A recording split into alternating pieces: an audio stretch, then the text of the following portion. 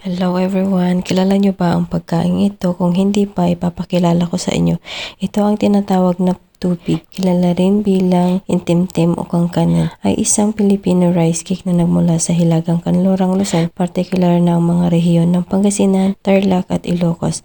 Ito ay ginawa mula sa bahagyang fermented na babad na malagkit na bigas o galapong na hinaluan ng gata ng niyog, muscovado, sugar at buko. Ito ay nakabalo sa isang cylindrical form sa mga dahon ng saging at inihurong direkta sa uling na may madalas na pag-ikot. Ang pangalang tupig ay nangangahulugang pinipi bilang pagtukoy sa hugis nito pagkatapos lutuin. Ito ay sikat na ibinebenta bilang mga pagkain kalye sa Pangasinan, particular sa panahon ng Pasko.